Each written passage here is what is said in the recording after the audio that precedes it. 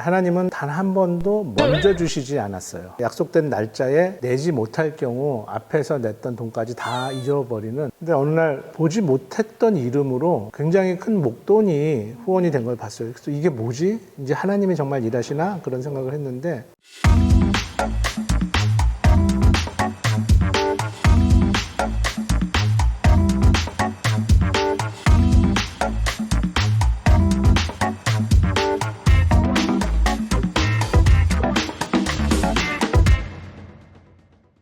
그래서 보통 이게 학교 사역을 시작한다 생각하면 저 선교사님이 어떤 재정적으로 튼튼한가?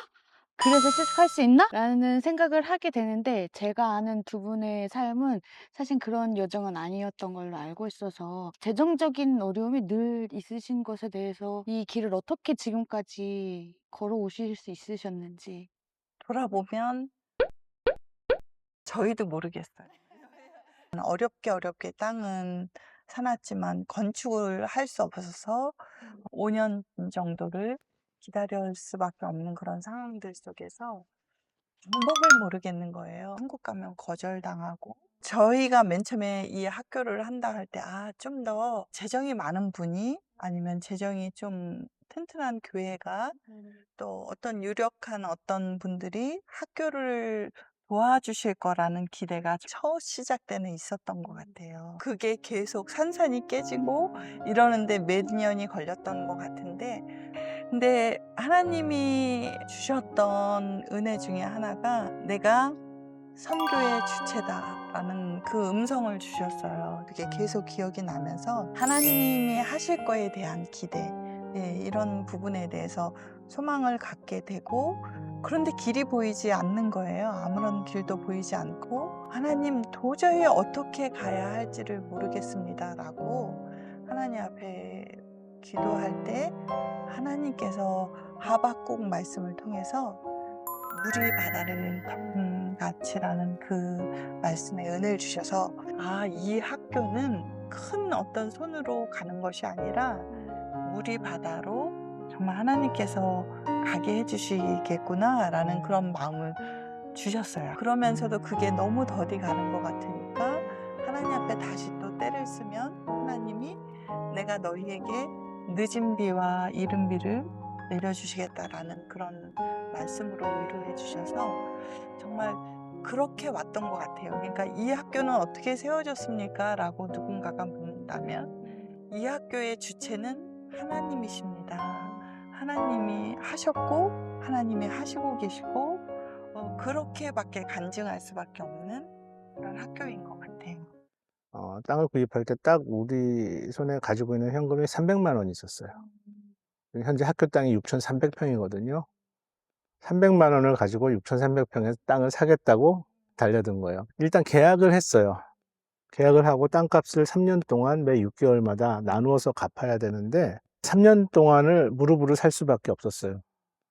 이명화 선교사는 금식한 날이 금식하지 않은 날보다 더 많았었고, 근데 하나님은 단 한 번도 먼저 주시지 않았어요. 약속된 날짜에 내지 못할 경우 앞에서 냈던 돈까지 다 잊어버리는. 그러지 않으면 사실 태국에서 땅을 할부로 사는 경우는 거의 없거든요. 근데 저희는 돈이 없었기 때문에 그런 조건으로 땅을 구입한 건데 한 번도 일찍 주시지 않지만 한 번도 늦게 주시지도 않았어요.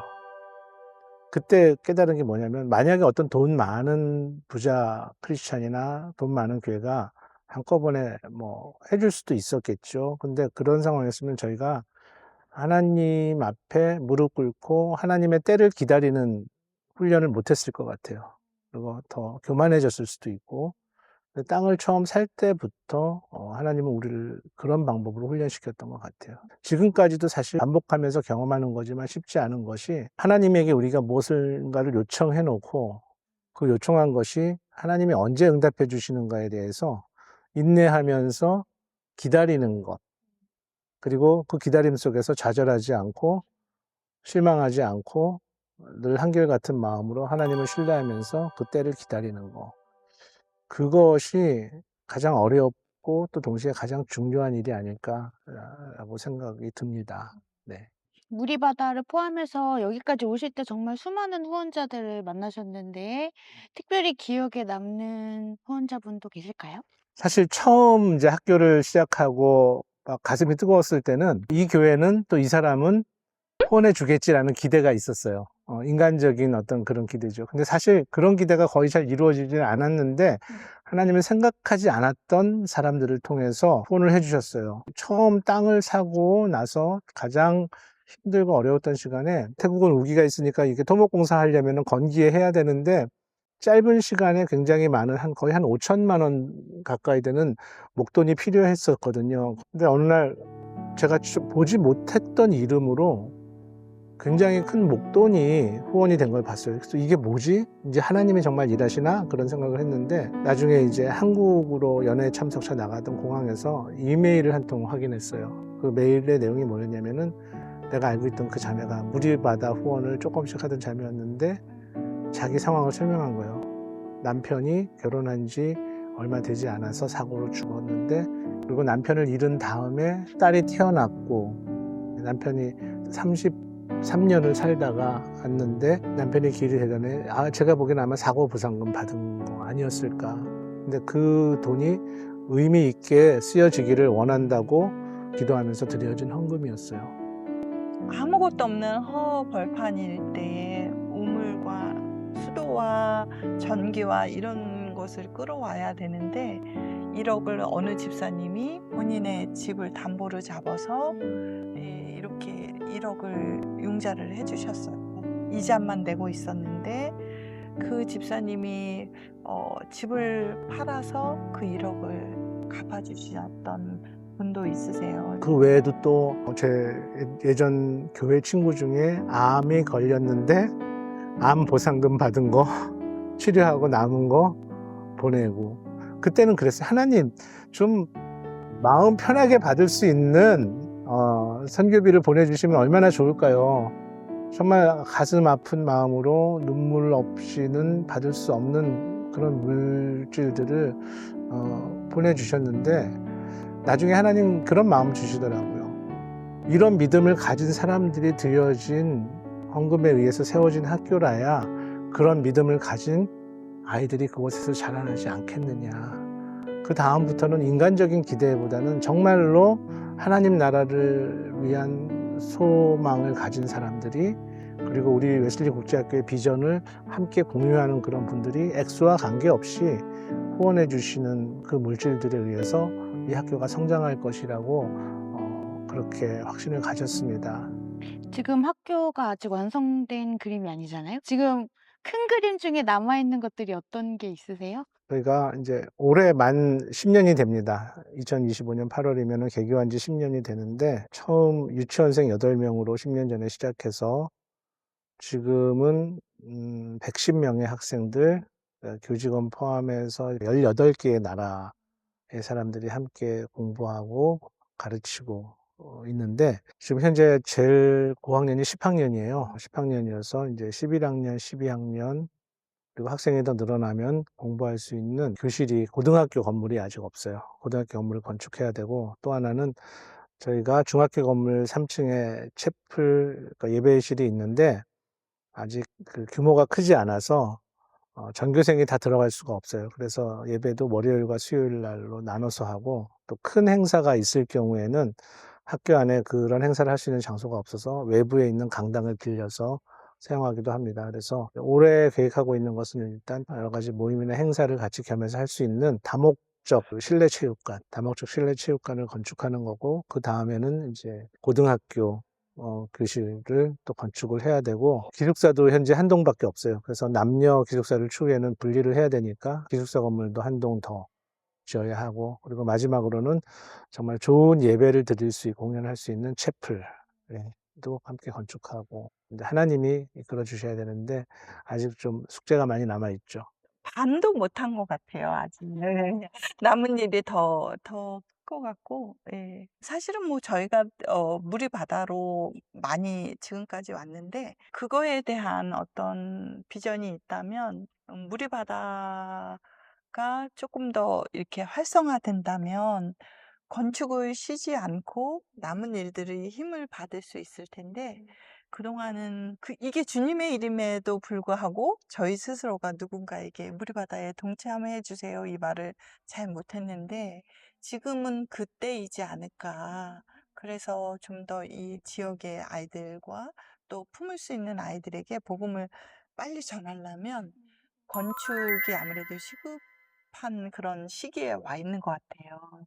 웨슬리 학교가 질적인 도약도 지금 하고 있는 걸로 알고 있는데 사실 2024년 한 해가 정말로 빡센 한 해였어요. 힘들고 빡센 한 해였는데 국제학교들은 그 국제 인증을 받아야 돼요. WASC, 와스크라는 단체 가장 많이 알려져 있는 그 인증 기관인데 그곳에서 최종 방문까지 받고 그다음에 IB도 실사를 이제 이번 달에 마무리했고 아마도 2025년 2월은 웨슬리 국제학교가 새롭게 도약하는 그런 어떤 터닝 포인트가 될 거예요. 두 가지 인증을 다 받은 국제학교들이 태국 전체 국제학교들 중에서 한 15%밖에 안 돼요. 그리고 한국에도 정말 비싸고 이름이 있는 국제학교들 외에는 이 IB와 와스크 두 개를 그 인증을 다 받은 학교들이 많지 않거든요. 근데 이제 웨슬리 국제학교가 그런 학교에 대열에 합류했는데 이제 그것에 맞춰서 정말 교육의 질도 이루어지고 학교가 좀 더 많이 알려져서 많은 사람들이 오고 싶어 하는 학교, 또 아이들의 장래를 변화시킬 수 있는 그런 학교로 우리가 발돋움하는 한 해가 되었으면 하는 바람이 있습니다. 네. 하나님이 하실 것을 기대하면서 기도해야 되는 기도 제목을 나눠주시겠어요? 하나님이 기뻐하시는 학교가 되는 것. 이 학교에 있는 학생들과 교직원들 모두가 함께 행복한 공동체로 만들어가는 것. 근데 말은 쉽지만 실제로 그런 학교가 되는 것이 생각보다 그렇게 쉽지는 않은 것 같아요. 그래서 서로가 함께 노력해야 되고 조금씩 희생해야 되고 양보해야 되고 그러면서 만들어가는 학교인데 그런 학교가 되어가는 것. 그게 제 기도 제목입니다. 10명이 되지 않는 학년이 있어요. 근데 최소 10명은 돼야지 좀 더 그룹도 활동도 할 수 있고 학생들이 친구 관계에서 여러 사람에게서 좋은 영향력도 서로 주고받을 수 있을 것 같아서 10명이 되지 않는 그 학년들에게 하나님께서 학생들을 보내주셔서 아이들을 위해서 이렇게 채워주셨으면 하는 그런 바람이 있고요. 저와 남편이 끝까지 정말 끝까지 그 초심을 잃지 않고 하나님 앞에 충성된 사람으로 계속 일을 해나갈 수 있도록 그런 기도 제목이 제일 가장 큰 기도 제목이고요. 그다음에 늘 옆에서 이렇게 조력자로 지금은 조력자라기보다는 오히려 주력해서 가고 있는 것 같은 저희 딸 소망이에게 그 짐이 무겁다고 느껴지는 것이 아니라 오히려 주님의 멍에는 너무 쉽고 가볍다라고 느끼면서 행복하게 이 일을 감당해 나갈 수 있도록 하나님이 힘주시기를 기도하고 최근에 저희 아들이 결혼을 했는데 사실 저희 며느리가 된 아이는 크리스찬이 아니었어요. 최근에 이제 교회를 결혼하고 몇 번 가기 시작했는데 그 아이에게 정말 얼마나 복음이 진리인지 얼마나 보석인지 그 아이 마음에 열려질 수 있도록 그게 저의 가족에 대한 기도 제목입니다. 오늘 이렇게 장시간 삶의 이야기를 나눠주신 두 분 선교사님 너무 감사합니다. 그리고 영상을 보시면서 코라 웨슬리 국제학교가 궁금하다. 이 IB와 와스크 이 모든 것을 다 겸비한 국제학교에 대한 문의가 있으신 분들은 여기 아래 주소로 언제든지 문의해 주시면 친절하게 답변해 주실 수 있습니다. 자, 그럼 마지막 인사하고 마치실까요? 웨슬리!